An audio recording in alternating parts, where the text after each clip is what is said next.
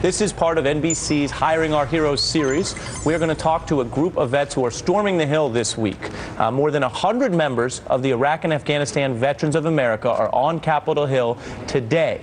Their mission is to meet with lawmakers and advocate consensus about issues facing the returning troops: unemployment, education, and, of course, mental health services. They're also highlighting some alarming statistics about many of the day-to-day challenges that are facing our veterans. So with us now, Tom Tarantino, Deputy Policy Director for IAVA, and Dave Smith, Iraq veteran and a member of the Storm the Hill initiative.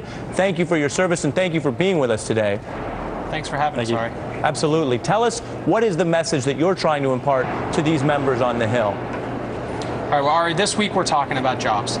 Jobs is still the #1 issue facing our membership and facing veterans of Iraq and Afghanistan. Last year, IAVA fought to help veterans who were leaving service and getting into the workforce, and thankfully Congress answered with the Vow to Hire Heroes Act that's going to help translate military skills and incentivize hiring. This year, we're really concerned with those veterans who leave the service and choose to go into school. We want to make sure that the schools that they go to and the programs they go to using the GI Bill benefits that they fought so hard to earn aren't being wasted on programs that frankly cost too much and don't provide the job training that veterans need. And you talk about jobs. Veterans have about a 5% higher unemployment rate than non-veterans in our country. Why is that? Well, frankly, this is the first generation of business leaders that's never served in the military, and this is a really complex problem, from not being able to translate military skills to not getting degrees from educational institutions that frankly aren't providing the bang for the dollars that we're giving them in terms of educational benefits. We are very concerned that veterans are going to some of these institutions that are sometimes called for-profit schools, and they are getting degrees that do not lead to jobs. And while they're getting those degrees, they're incurring a lot of debt, and they're basically burning their benefits, and they're not getting the career-ready training they need.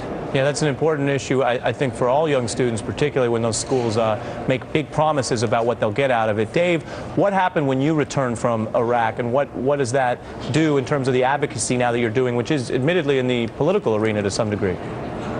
Well, I served 2 deployments to Iraq as a United States Marine, and when I returned home, I had difficulty even getting a job as a security guard for minimum wage. It was kind of odd, which led me to eventually putting the GI Bill to use.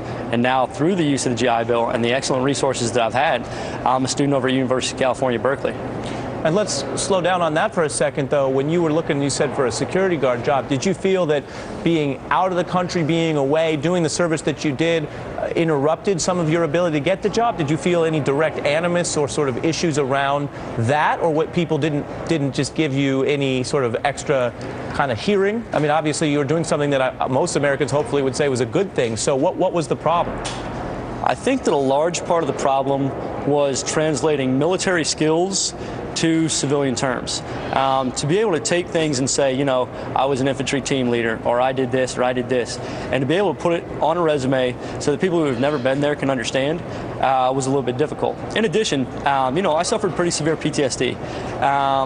And I was very reluctant to get the help that I needed because I feared that, you know, getting help for that sort of thing or having it on my record may limit my employment prospects in the future. All right. Well, thank you for sharing that. That issue and mental health services, as well as the jobs issue, are important topics here on the Dylan Ratigan Show. So we thank you both for sharing your views with us. Thanks, Ari. Appreciate it. Now, up next, Washington.